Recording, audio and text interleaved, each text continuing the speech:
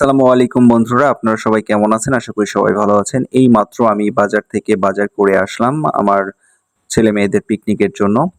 তো আমি গত ভিডিওতে বলেছিলাম পিকনিকের সমস্ত আপডেট আপনাদের দিয়ে দিব। তো এই হচ্ছে আমার গিন্নি। আমার গিন্নি মুরগিগুলো প্রথমত কি করছে, ভালো করে পানি দিয়ে ধুয়ে এগুলো পরিষ্কার করে নিচ্ছে যাতে এর মধ্যে কোনো রকমের কোনো লোম-টোম আর না থাকে। তো এরপরে যখন ধোয়া হয়ে যাবে তখন তার প্রসেস আরো বেশি কঠিন হতে যাচ্ছে। কেননা তার প্রসেসিং হিসাবে সে যেটা করবে সেটা হচ্ছে মুরগিগুলোকে আগে বড়, বড় ফালা করে কেটে নিবে। এরপর ফালা, ফালা করে কেটে নেওয়ার পর বাকি কি করা হয় মানে বাকি পজিশনটা কিরকম হয়, কি করতে হবে আপনাদের আমি আস্তে, আস্তে একে, একে সব দেখিয়ে দিব। তো সে খুব সাবধানে মুরগি কেটে নিচ্ছে। এরপরে মুরগির ভিতরে যেই বিষ্ঠা, গিলা-টিলা যা আছে সবগুলো পরিষ্কার করে নিচ্ছে এবং খুব স্বতঃস্ফূর্তভাবে সে আমাকে সাহায্য করছে আমার এই কাজগুলোতে। অলমোস্ট তার কাটা হয়ে গেছে। এরপরে সে আ মাছ কাটছে এবং এই মাছটা আমরা ঘাঁটি করার জন্য নিয়ে আসছি। বুটের ডাল দিয়ে ঘাঁটি করব সেইটার জন্য। আর এই যে মসলার সমস্ত উপকরণগুলো রেডি হচ্ছে এইদিকে। আর আপনারা দেখতেই পাচ্ছেন যে সমস্ত আ আমাদের পিকনিকের যে সমস্ত মসলার প্রয়োজন সেগুলো সবই এখানে দেখতে পাচ্ছেন আপনারা। আর এখানে আলুর ছিলার কারণ হচ্ছে আমি মুরগির মাংসে আলু ব্যবহার করব। কেননা আলু খেতে খুব ভালো লাগে মুরগির মাংসে। তো অলমোস্ট আমাদের যে সমস্ত মসলার উপকরণগুলো দরকার সেগুলো রেডি হয়ে গেছে। তো এখন আমার মা এই রান্নাগুলো শুরু করবেন এবং হচ্ছে প্রথমত যেটা করছেন সেটা হচ্ছে এই মুরগিগুলো সুন্দর করে আ সাইজ অনুযায়ী যে সাইজ পারফেক্ট সেই পারফেক্ট সাইজ অনুযায়ী কেটে নিচ্ছেন। মাছ অলরেডি আমার গিন্নি রেডি করে ফেলেছে। আর একে, একে সবগুলোই আপনাদের আমি দেখিয়ে দিব, সমস্যা নেই। আপনারা ধৈর্য ধরে আমার সাথে থাকুন। আর যারা এখনো যারা যে সমস্ত আমার ফ্যানরা আছেন যারা বাড়িতে রান্না করেন কিন্তু বড়সড় রান্না করতে গেলে যে সমস্ত সমস্যা হয়, আশা করি আজকের ভিডিওটা দেখলে আপনাদের সেই সমস্যাটা আর থাকবে না।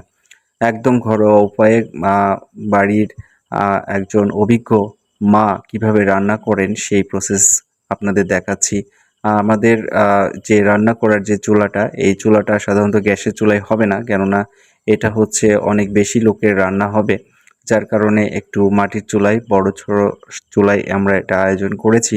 তো এই পাশে দেখতে পাচ্ছেন আমরা বুটের ডাল এখানে সিদ্ধ করার জন্য দিয়ে দেওয়া হয়ে গেছে। আর এই পাশে প্রস্তুত হচ্ছে আপনার ওই যে মাছ যেটা ছিল সেই মাছটাকে আ রান্না করে নেওয়ার জন্য। আর এই মাছটা রান্না করা হচ্ছে ওই যে বুটের ডাল পাশে যেটা আছে আপনারা দেখলেন সেই বুটের ডালের মধ্যে এই মাছটা দেওয়া হবে এবং বুটের ডালের মধ্যে মাছটা দিলে খুব সুন্দর একটা টেস্ট পাওয়া যায়। তো অলমোস্ট মাছ রান্না হয়ে গেছে বুটের ডালে দেওয়ার জন্য। এরপরে আবারও আলুগুলো যেগুলো ছিলা হলো, যেগুলো মাংসে যাবে এবং এই আলুগুলো সুন্দর করে ফালা, ফালা করে কেটে নেওয়া হয়েছে এবং আলুগুলোকে সুন্দর করে এবার একটু হালকা তেলে ভেজে নিতে হবে যতক্ষণ না বাদামি কালার আসছে। তো মা এখানে প্রথমত একটু হলুদের গুঁড়া দিয়ে দিলেন। কেননা হলুদের গুঁড়া দিয়ে দিলে আলুর যে গন্ধটা সেই গন্ধটা আর থাকবে না এবং সাথে একটু লবণ দিয়ে দিলে মা এর যে স্বাদের যে টেক্সচার সেই টেক্সচারটা ধরে রাখে।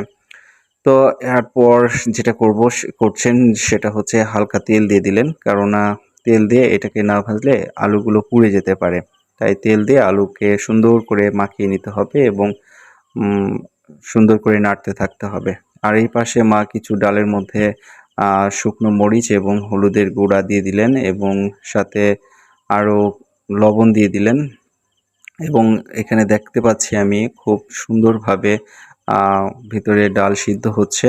কারণ ডাল সিদ্ধ ভালোভাবে না হলে আসলে আ খেতে খুব একটা ভালো লাগে না। অনেকের কাছে বেশি সিদ্ধ ডালটা ভালো লাগে আর অনেকের একটু কম সিদ্ধ ভালো লাগে। তো আমার সিদ্ধটাই বেশি ভালো লাগে। তো অলমোস্ট এখানে আলু ভাজাটা হয়ে গেছে। এরপরে মা এবার কড়াইয়ে নতুন করে আবার পেঁয়াজ দিয়ে দিলেন। কেননা এই পেঁয়াজের যে ভুনাটা হবে এই ভুনাতেই মুরগির মাংসগুলো ছেড়ে দেবেন এবং হচ্ছে মুরগির মাংসটা আগে রান্না করে নেবেন। কেননা মুরগির মাংস রান্না করতে একটু সময় বেশি লাগবে। পোলাওয়ের চাইতে। তো মা এটা ততক্ষণ ধরে ভুনতে থাকবেন যতক্ষণ না এটার কালার বাদামি রঙের হয়ে থাকে।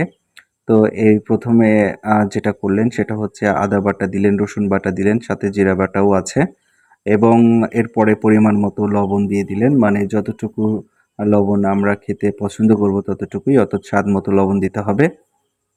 এরপর যেটা মা করবে সেটা হচ্ছে এটা মরিচের গুঁড়া দিয়ে দিলেন। শুকনো মরিচের গুঁড়া যেটাকে আমরা বলি সেটাই আর কি, পরিমাণ মতো স্বাদ মতো দিয়ে দিলেন।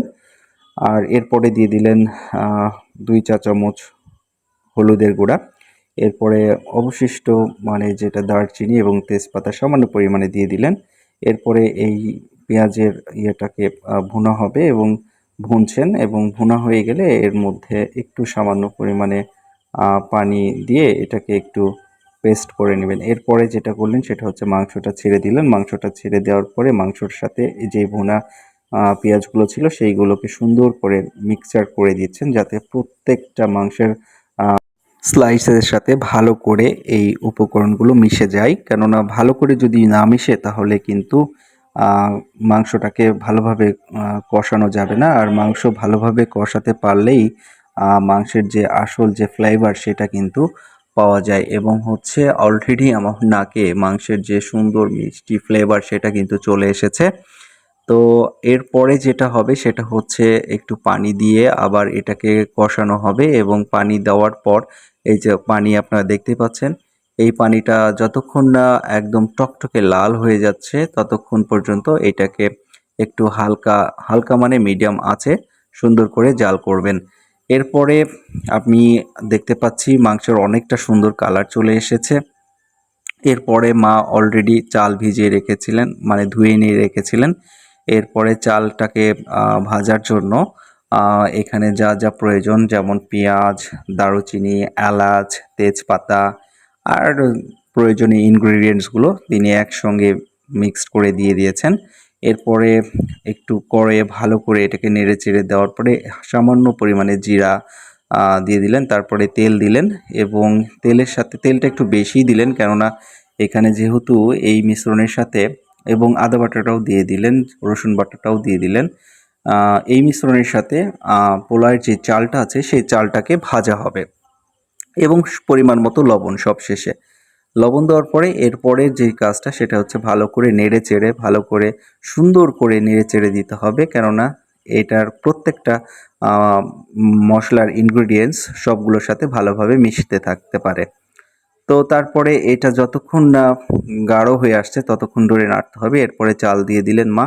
চালটাকে এবার সুন্দর করে নেড়ে চেড়ে চারিদিকে সুন্দর করে এই যে মশলাগুলো ছিল সেগুলো যাতে ভালো করে মিশে যেতে পারে সেই ব্যবস্থাটাই করছেন। চালগুলোকে ততক্ষণ ধরে নাড়তে হবে যতক্ষণ চালটা সুন্দর বাদামি কালার হয়ে আসছে ততক্ষণ ধরে নাড়তে হবে। এরপরে পানি দিয়ে এটাকে বসিয়ে রাখলে সময় মতো এটা সুন্দর একটা পোলাও হয়ে যাবে। তো আমি ভিডিওটা বড় হবে তাই পুরোটা দেখালাম না। এরপর অলরেডি মার মাংস রান্নাটা হয়ে গেছে, কি সুন্দর কালার এসছে, দেখেই মনে হচ্ছে এখনই তুলে খেতে শুরু করি। আর এই পাশে আরেকটা জিনিস রেডি হয়ে গেছে সেটা হচ্ছে বুটের ডাল এবং হচ্ছে ওই যে মাছের যে মিশ্রণটা সেইটা দিয়ে একটা ঘন্ট তৈরি হয়েছে। Just wow! এইটা এইটা আমার ফেভারিট, এইটা আমার ফেভারিট আর বলার অপেক্ষা রাখে না। আমি এটাকে খুব ভালোবাসি। এরপরে যেটা হচ্ছে আমি আমার স্টুডেন্টদের বসিয়ে দিয়েছি, তাদেরকে এবার খেতে দেব। অলরেডি ১:৩০ বাজে। তো তারা অনেকক্ষণ ধরে ওয়েট করছে। তাদের মধ্যে ছোট, ছোট কিছু স্টুডেন্ট রয়েছে। তারাও খুব খিদে পেয়েছে বলছিল আমাকে। তো আমি তাদেরকে বসিয়ে দিয়েছি। তো এখন যেটা করব সেটা হচ্ছে আমি যেহেতু ক্যামেরাতে আছি তাই জন্য আমি ওনাদের সাহায্য করতে পারছি না। আমার গিন্নি চলে গেছেন সাহায্য করার জন্য আমাকে। তো প্রথমত আমার গিন্নি সবার হাত ধুয়ে দিচ্ছে। কেননা আমি যেহেতু ক্যামেরায় আছি তাই আমি এটা করতে পারছি না। সে আমার কাজটাই করছে আরকি। তো এরপরে একে, একে সবার হাত ধোয়া হয়ে গেলে তারপরে সে থালা দিয়ে দিবে। অর্থাৎ আমরা ওয়ান টাইম থালা ব্যবস্থা করেছি সেটাই এদেরকে দিয়ে দিব।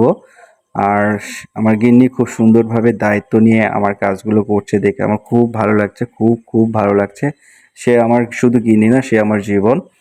আর সবাই খাবারের থালাটা নিয়ে অপেক্ষা করছে কখন তাদের থালায় খাবার যাবে। তাদের অপেক্ষা আর বেশিক্ষণ করতে হলো না। অলরেডি আমার মা তাদের জন্য খাবার নিয়ে চলে এসেছে এবং মা একে, একে সবাইকে পরিমাণ মতো খাবার দিয়ে দিচ্ছে। কারণ বাচ্চারা অনেক সময় খাবার বেশি নষ্ট করে। তাই এই দায়িত্বটা আমি মাকেই দিয়েছি। কেননা মা খুব ভালোভাবে সুন্দর করে সবার থালায় খাবারগুলো দিয়ে দিচ্ছে, অর্থাৎ রাইস দিয়ে দিচ্ছে। আর এদিকে আমার আরেক ছাত্র সে মোবাইল টিপা নিয়ে খুবই ব্যস্ত। তো অলরেডি তাদের প্রত্যেকের থালায় খাবার দেওয়া হয়ে গেছে। আমার বাবা এখন যেটা করছে সেটা হচ্ছে এই যে সেই ঘাঁটি, আমার পছন্দের ঘাঁটি সবার থালায়, থালায় দিয়ে দিচ্ছেন এবং তিনিও খুব ভালোভাবে দেখে শুনেই দিচ্ছেন। কেননা অনেক সময় অনেক বাচ্চারা ঘাঁটি খেতে পছন্দ করে না, আবার কিছু বাচ্চা খুব ভালো পছন্দ করে। তো ঘাঁটি পর্ব শেষে আমি যেটা করব সেটা হচ্ছে মাংস, অর্থাৎ সেই মুরগির মাংস, আমার মায়ের হাতের মুরগির মাংস সেইটা এবার প্রত্যেকের থালায় দিয়ে দিয়েছি। অলরেডি আমার বাবা দিয়ে দিচ্ছে সবার থালায়। তো তারা খুব ভালোভাবেই খাচ্ছে, সুন্দরভাবে খাচ্ছে। এখন পর্যন্ত কেউ কোনো কমপ্লেইন করে নাই। কেননা তারা খুব স্বতঃস্ফূর্তভাবে খাচ্ছে। আমি দেখে খুব আমার ভালো লাগছে। কারণ রান্নাটা অনেক সুন্দর হয়েছে, অনেক সুন্দর হয়েছে। কারণ আমি মাংসটা টেস্ট করেছি। অসাধারণ, অসাধারণ কম্বিনেশনের মাংস। নিজের মা-বাবা বলে বলছি না। তারা কিন্তু খুব সুন্দরভাবে দায়িত্ব নিয়ে আমার কাজগুলো করে দিচ্ছে। এটাই আমার বড় পাওয়া। তো বন্ধুরা, আপনারা ভিডিওতে যতক্ষণ দেখছেন ততক্ষণ ভিডিওতে অবশ্যই একটা লাইক, কমেন্ট, শেয়ার করে দেবেন।